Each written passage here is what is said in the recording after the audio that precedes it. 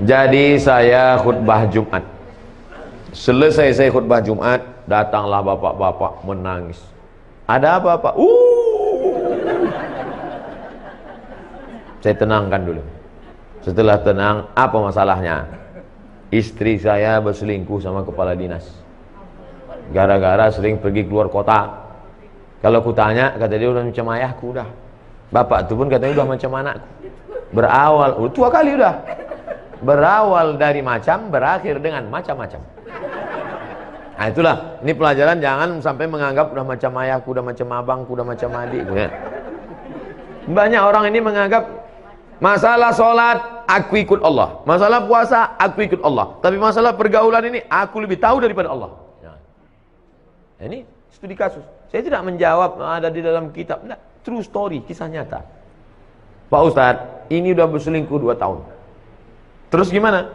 Dia sudah tobat. Saya katakan, kalau hitam katakan hitam, kalau putih katakan putih. Kalau padi katakan padi, jangan sampai tetampi-tampi. Kalau jadi katakan jadi, jangan sampai tenanti-nanti. Kenapa ke situ pula perginya? Kalau kau sanggup terima dia, terima. Tapi kalau tak sanggup, lepaskan baik-baik. Istikharah dulu. Kasih waktu, sebulan, 2 bulan, 3 bulan. Gimana sanggup? Insya Allah, sanggup Pak Ustaz. Serius sanggup? Sanggup Pak Ustaz. Oke lah, jagalah. Sebulan sesudah itu datang lagi. Tak sanggup saya Pak Ustaz. Asal saya dekat, terbayang saya wajah selingkuhan. Membara rasanya dalam. Tapi kemarin kau bilang sanggup. Pelintat-pelintut ini. Tak betul, cakapnya tak bisa dipegang. Binatang itu yang dipegang talinya. Kalau orang yang dipegang cakapnya. Kalau orang tak bisa dipegang cakapnya, ikatnya pakai tali. Disitulah baru saya tahu bahwa tidak ada laki-laki yang bisa menerima woman used yang sudah dipakai orang lain. Terbayangnya muka laki-laki, tak bisa dia terima. Oleh sebab itu ujung-ujungnya dilepaskannya juga.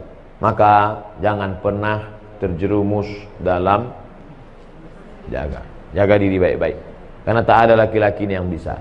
Kalau ada laki-laki yang bisa menerima, mungkin ada, tapi saya belum jumpa lagi. Mungkin ada yang bisa. Kau terima dia? Saya terima Pak Ustaz. Kenapa kau terima? Karena saya lebih banyak pula dari itu lagi. Bisa jadi. Nah, oleh sebab itu. Okeylah, kita husnuzan, mudah-mudahan bisa diterima. Amin. Tapi kalau bisa kau terima, jangan kau ungkit-ungkit, jangan kau ungkap-ungkap, tutup. Mestinya kau tak perlu buka buku diariku, hanya akan menambah lukamu. Lagu Krisdayanti. Nanti kalau mau upload tolong tutup itu. Oleh sebab itu maka kalau terima dengan baik. Tapi kalau tak terima, lepaskan dengan baik, sampaikan ke hakim. Hakim akan menjatuhkan talak. Hakim akan menjatuhkan talak. Tak bisa talak di rumah, hakim nanti akan menjatuhkan. Laki-laki menjatuhkan, tapi resminya menurut hukum, maka hakim. Oleh sebab itu maka mudah-mudahan kita terselamatkan dari perbuatan-perbuatan macam ini. Amin ya rabbal alamin. Sudah rutin sholat tahajud, alhamdulillah. Sholat istikharah hampir 2 tahun. Wah, hebat. Tapi belum juga Allah kabulkan jodoh saya. Ada kawan saya sholat wajib pun dia tak jelas. 2 bulan langsung dilamar. Pertanyaannya di mana kekurangan saya Pak Ustaz? Ini bukan bertanya, curhat ini. Allah itu kalau ngasih menurut kemauan kita, menurut kemauan dia. Kemauan dia. Allah itu ngasih menurut selera kita atau selera dia. Jadi ada satu ibadah yang tidak perlu mengeluarkan air liur, bukan baca Quran, tidak perlu mengeluarkan keringat, bukan tawaf dan sa'i, tidak perlu mengeluarkan tenaga karena dia bukan jihad, tidak perlu mengeluarkan darah karena bukan fisabilillah, tidak perlu mengeluarkan uang karena dia bukan infak sedekah. Diam saja. Apa itu ibadah yang tertinggi? Ridha, menerima ketetapan Allah Subhanahu wa taala. Sulitkah bagi Allah mempertemukan engkau? Mudah saja. Man from Mars, woman from Venus. Laki-laki dari planet Mars, perempuan dari planet Venus, Bisa pula bertemu di dunia. Cobalah tanya ibu sama bapak nih, semua punya cerita, bisa manusia ini banyak, tak sama ceritanya. Pak, ya, gimana bapak cerita sama ibu? Tak usahlah Ustaz tanya, kenapa? Salah sambung dulu Pak Ustaz. Bu, gimana cerita sama bapak? Ada saja skenario Allah membuat cerita yang luar biasa. Ada yang salah bertamu, ada yang nengok kakaknya nampak adiknya. Macam-macam cerita itu. Oleh sebab itu saudaraku, sesungguhnya ada rencana Allah yang lebih indah. Tapi setelah usaha, ikhtiar. Inilah gunanya silaturahim, berkenalan. Ustaz Somad ada tak stok? Ada saya. Banyak jamaah-jamaah kita. Ada laki-laki yang bingung mencari perempuan, ada perempuan yang bingung mencari laki-laki, dijumpakan sama Ustaz. Tapi Ustaz itu bukan mak comblang. Jumpa. Ustaz, kenalkan saya sama anak Pak Haji anu itu Pak Ustaz. Bisa? Datang kau nanti ke rumahnya ya? Iya. Tapi perempuan itu tak tahu. Karena kalau perempuan itu tahu dia mau ditengok, tebal bedaknya tak sama macam kemarin. Nanti disuruh bapak tulang bawa air. Anak, bawakan dulu air teh manis tamu kita. Keluar dia dari kamar kan.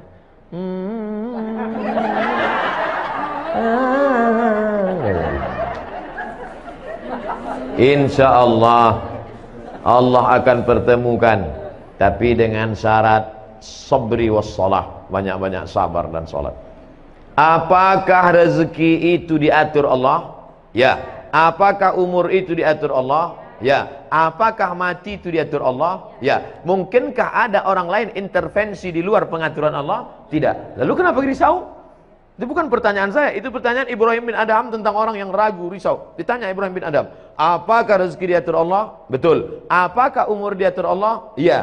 Apakah pertemuan diatur Allah? Iya. Adakah intervensi di luar selain kuasa Allah? Tak ada. Kenapa engkau risau?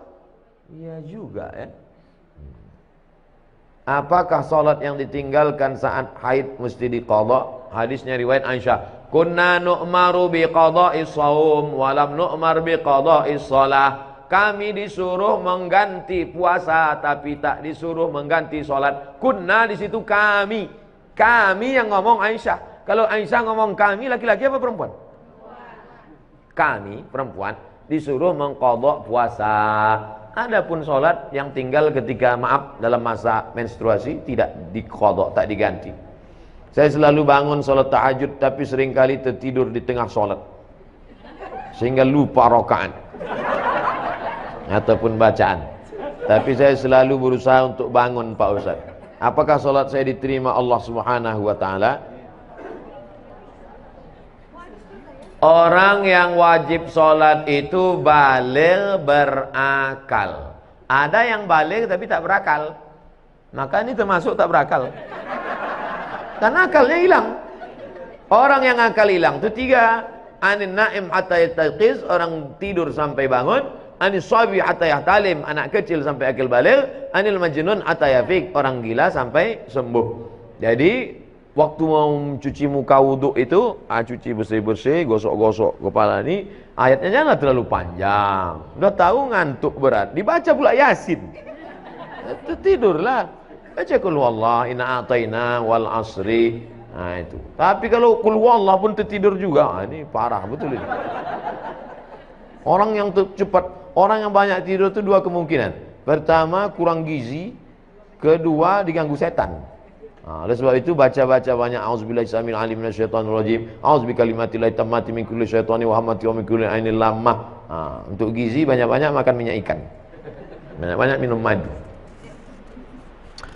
Saya seorang bapak yang meninggal lebih dulu, maka istri menerima 1/8 hak istri sebagai istri almarhum. Harta bapak 1 miliar. Bapak meninggal lebih dulu. Meninggal bapak, maka ibu mendapat 125 juta 1/8. 875 dibagi kepada anak-anak yang lain ahli waris. Anak laki-laki 2 kali bagian anak perempuan. Setelah itu anak lelaki almarhum meninggal. Apakah ibu dari anak laki-laki tersebut tetap mendapat 1/8? tetap dapat 1/8. Karena makna walakum nisfu ma taraka azwajukum illam yakul lahunna walad. Kamu dapat 1/8, walakum nisfu, kamu dapat setengah kalau istrimu tak ada anak. Fa in kana lahunna waladun, kalau dia melahirkan anak, falakumur rubu', kamu dapat 1/4. Walakumur rubu' illam yakul lahunna illam yakul lakum walad, kamu dapat 1/4 kalau tak ada anak. In kana lakum waladun, kalau ada anak, falahunna sumunu, kamu dapat 1/8. Maka tetap dapat 1/8. Sedangkan sebelumnya ibu sudah mendapatkan hak waris sebesar 1/8 dari almarhum suami. Setelah itu anak lelaki almarhum meninggal. Apakah ibu itu dapat harta warisan dari anaknya yang mati itu? Dapat 1/6. Fali ummihi sudus. Fa in kana lahu ikhwatun fali ummihi sulus. Tapi kalau anak ini ada punya saudara, ibu dapat 1/3. Nah, ini tentang pembagian ibu kalau anaknya meninggal. Ibu, kalau anak ibu meninggal dunia, ibu dapat 1/6. Istri dia, menantu ibu, dapat pula dari anak laki-laki ibu tadi. Nah, jadi dapat. Oh kok gitu dapat 2 kali dia Pak Ustaz? Itu makanya nak umur panjang. Asal mati orang dapat. Kalau ada hubungan waris. Mudah-mudahan kita panjang umur. Wah, banyak yang mau dapat dah. Ada kisah Imam Syafi'i menginap di rumah Imam Abdullah bin Hambal. Dan putrinya melihat Imam Syafi'i tak sholat tahajud. Dijawab Imam Syafi'i karena memikirkan 7 masalah umat. Dalam kajian lain di Ihya Ulumuddin ini nama kitab. Nama penulisnya Imam Abu Hamid Al-Ghazali, meninggalnya 505 Hijrah. Kitab yang paling bagus tentang psikologi Islam, tentang masalah hasad, masalah dengki, masalah busuk hati. Ini kitab Ihya Ulumuddin, bagus. Bahwa ibadah yang bersifat fardu ain lebih diutamakan dibanding fardu kifayah. Bagaimana pendapat Ustadz tentang hal tersebut? Ada kontradiktif antara perbuatan Imam Syafi'i dengan ucapan Imam Syafi'i. Katanya ibadah yang fardu ain lebih utama dibanding fardu kifayah. Sedangkan dalam riwayat kehidupannya dia tidak sholat tahajud karena memikirkan 7 masalah umat. Memikirkan masalah umat itu kan fardu kifayah. Sedangkan sholat tahajud sunat, bukan fardu ain. Tahajud bukan fardu ain, kecuali ditinggalkannya sholat wajib. Kok kenapa tak sholat wajib? Aku memikirkan umat nih sekarang. Itu tak betul. Dan tidak pula tiap malam. Imam Syafi'i bukan tiap malam dia tak tahajud. Jadi ceritanya Imam Syafi'i bertamu ke rumah Imam Ahmad bin Hambal. Paginya ditanya sama anaknya, ya itu siapa ya? Kok aneh kawan ayah itu? Kenapa? Ada 3 aku lihat. Yang pertama, kuat kali makan dia, habis makanan. Yang kedua, dia tadi sholat subuh tidak wudhu. Yang ketiga, dia tak tahajud. Kata Imam Ahmad bin Hambal, itu Imam Syafi'i, guru saya. Imam Ahmad bin Hambal itu murid Imam Syafi'i ketika sedang berada di Baghdad, Irak. Imam Syafi'i meninggal 204, Imam Hambali meninggal 241. Ingat, ada 2 angka yang mirip, 204, 241. Kenapa dia sholat subuhnya tidak wudhu? Karena wudhu isyanya tak batal. Kenapa dia tak tahajud malam itu? Karena tahajud amal pribadi. Sedangkan ada amal mengalir setelah mati, yaitu amal jariah nulis buku. Tahajud kalau kita buat untuk kita sendiri, mati kita putus. Tapi kalau nulis buku, tapi jangan tiap malam nulis tak tahajud. Sekali-sekali. Yang ketiga, kenapa makannya banyak? Karena makanan orang beriman itu obat. Nah, bapak, ibu kalau banyak tadi makan, mana kalau ditanya, kok banyak kali makan? Ini obat. Cuman kadang orang yang 3 cerita ini, yang 1 itu aja ingat dia. Yang 2 itu tak ingat. Makanan orang beriman itu, la ya'kulu ta'amaka illa taqiyun. Tidak ada yang memakan makananmu kecuali orang yang bertakwa. Yang menyiapkannya takwa, yang memakannya pun orang takwa. Semua yang saya makan di rumah ini, yang kita makan di rumah ini, jadi amal soleh. Kenapa? Karena orang beriman itu makan liyuqima sulbahu, untuk menegakkan tulang belakang. Asal udah tegak tulang belakang, stop. Jadi kalau bapak ibu nampak nanti saya makan ini, mau ambil ini, ambil ini. Ustaz kok banyak kali makan? Aku kalau tidak begini tak tegak tulang belakang. Boleh tak sholat tahajud 10 menit sebelum azan subuh? Waktu tahajud dari sejak Isya sampai azan subuh. Jakarta subuhnya sekarang jam berapa? 4:06. Jam 4 sholat tahajud sah. Tapi jangan tiap malam. Boleh sekali. Jam 4 udah berbunyi, udah suara mengaji di masjid, boleh. Yang penting belum masuk waktu subuh. Saya tidak mengatakan azan. Saya tidak mengatakan azan. Belum masuk waktu subuh. Karena banyak juga sekarang muazin azannya sudah masuk beberapa saat, dia pun ketiduran juga. Boleh tak witir 1 rakaat Pak Ustaz? Sesikit-sikit witir 1 rakaat. 3, 5, 7, 9, 11. Habis. 11 paling banyak. Jadi kalau ada orang sholat witir 1 rakaat, sah. Tapi masa iya mau masuk surga 1 rakaat? Masih tengok malaikat, berapa witir kau? 1, mak, sedikit kali kata malaikat. Pede kali kau masuk ke sini 1. Imam Ahmad bin Ambal, Imam Hambali, sholat dari Isya sampai subuh. Nabi, wala saufa yu'tika rabbuka fatardo, apapun yang kau mau ku kasih Muhammad, sampai bengkak kakinya. 1 rakaat mau masuk surga. Kau masuk surga? Ya Allah, di kaki 5-nya pun tak apa-apa lah. Mudah-mudahan kita masuk surga Jannatul Firdaus. Idza sa'altumullah, kalau kau minta kepada Allah, fas'aluhul firdaus, mintalah surga Jannatul Firdaus. Bagaimana hukumnya kalau suami berselingkuh? Apakah sebaiknya bagaimana kalau suami garis miring istri? Suami atau istri berselingkuh, apakah sebaiknya suami istri itu minta cerai atau gimana Pak Ustaz?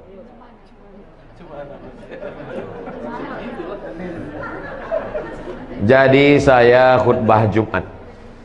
Selesai saya khutbah Jumat, datanglah bapak-bapak menangis. Ada apa Pak? Saya tenangkan dulu. Setelah tenang, apa masalahnya? Istri saya berselingkuh sama kepala dinas. Gara-gara sering pergi keluar kota. Kalau ku tanya, kata dia udah macam ayahku udah. Bapak itu pun katanya udah macam anakku. Berawal, tua kali udah. Berawal dari macam, berakhir dengan macam-macam. Nah itulah, ini pelajaran, jangan sampai menganggap udah macam ayahku, udah macam abangku, udah macam adikku ya. Banyak orang ini menganggap masalah sholat, aku ikut Allah. Masalah puasa, aku ikut Allah. Tapi masalah pergaulan ini, aku lebih tahu daripada Allah. Ini studi kasus. Saya tidak menjawab ada di dalam kitab. Tidak, true story, kisah nyata. Pak Ustadz, ini udah berselingkuh 2 tahun. Terus gimana? Dia sudah tobat.